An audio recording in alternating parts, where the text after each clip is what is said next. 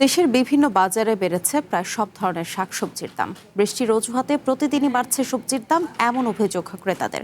এতে বাড়তি চাপ পড়েছে সাধারণ মানুষের পকেটে। একই অবস্থা মাছের বাজারেও। সরবরাহের ঘাটতির কথা বলে চড়া দামে বিক্রি হচ্ছে মাছ। এই মুহূর্তে সবজি ও মাছের বাজারের বর্তমান পরিস্থিতি জানাতে আমাদের সঙ্গে শেরপুর থেকে শাকিল মুরাদ ও বাগেরহাট থেকে শেখ আবু তালেব যুক্ত হচ্ছেন। শুরুতে যাচ্ছি শেরপুরে। শাকিল, এই মুহূর্তে বাজারের পরিস্থিতি জানাবেন, আর আরেকটু জানাবেন যে সবজির দাম কেমন দেখছেন সেখানে। আমি এই মুহূর্তে রয়েছি শেরপুর শহরের ঐতিহ্যবাহী নবীনগর হাজির বাজারে। আসলে আমরা গত এক সপ্তাহ ধরে লক্ষ্য করছি যে বৃষ্টির অজুহাতে কিন্তু এখানকার ব্যবসায়ীরা কিন্তু সব ধরনের শাকসবজির দাম আসলে বৃদ্ধি করেছে। বিশেষ করে আমরা দেখেছি যে গত এক সপ্তাহে যে সবজির দাম ছিল আজ কিন্তু এর তুলনায় অনেক বেশি। তবে এই বিষয়ে আমরা কথা বলেছি ব্যবসায়ীর সঙ্গে, তারা কিন্তু বলছে যে বৃষ্টির কারণে আমদানি কম হওয়ায় কিন্তু আসলে এই সবজির দাম বেড়ে গেছে। আমি যদি একটু জানাই যে এখন এই মুহূর্তে নয়ানী বাজারের যে হাজির মোড়ে আসলে সবজি বিক্রি হচ্ছে। পটল কিন্তু 70 থেকে 80 টাকায়, এবং বেগুন বিক্রি হচ্ছে 80 থেকে 90 টাকায়। কাঁকরোল বিক্রি হচ্ছে 70 থেকে 80 টাকায়।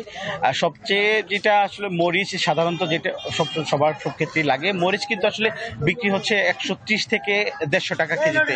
এছাড়াও কিন্তু শাকসবজি রয়েছে, শাকসবজির দামও কিন্তু আসলে বৃদ্ধি পেয়েছে। আমরা দেখেছি যে লাল শাক কিংবা মূলা শাক সবকিছুতে আসলে কিন্তু 30 থেকে 40 টাকা করে কিন্তু আসলে নেওয়া হচ্ছে। এছাড়া লাউ যে রয়েছে, লাউ কিন্তু 50 থেকে 60 টাকা করে আসলে নেওয়া হয়েছে। এছাড়া যে আপনার লেবুর হালিতে কিন্তু 10 থেকে 15 টাকা পর্যন্ত কিন্তু আসলে দাম বৃদ্ধি করা হয়েছে। তবে এখানকার যে ক্রেতারা রয়েছেন তারা কিন্তু বলছে যে প্রশাসনের নজরদারি না থাকার ফলে কিন্তু আসলে এই যে দাম বৃদ্ধি সেটি কিন্তু আসলে বৃদ্ধি পেয়েছে। ক্রেতারা কিন্তু বলছে যে প্রশাসনের যে যে নজরদারি সেটি কিন্তু আসলে করা হয়নি। এছাড়া কিন্তু আমরা দেখেছি যে মাছ এবং মুরগির বাজারে সেটি কিন্তু আসলে মাছের যে বাজার সেটি কিন্তু আসলে চরম আকারে বৃদ্ধি পেয়েছে। আমরা বিশেষ করে যে রুই মাছ এবং কাতল মাছ সেগুলি কিন্তু আসলে 400 থেকে 450 টাকা কেজি দরে বিক্রি হচ্ছে। এছাড়া ব্রয়লার যে মুরগি রয়েছে সেটি কিন্তু আসলে 160 থেকে 70 টাকা, এবং কর্ক যে মুরগি পাকিস্তানি যে মুরগি রয়েছে এই মুরগি কিন্তু 190 থেকে 200 টাকা পর্যন্ত আসলে বিক্রি হচ্ছে। আমার কাছে এই ছিল শেরপুর থেকে সর্বশেষ বাজারের। এবার চলে যাচ্ছে বাজার দরের পরিস্থিতি জানতে বাগেরহাটে। তালেব, বাজারে মাছের সরবরাহ কেমন দেখছেন? এবং দাম নিয়ে ক্রেতা বিক্রেতারা আসলে কি বলছেন?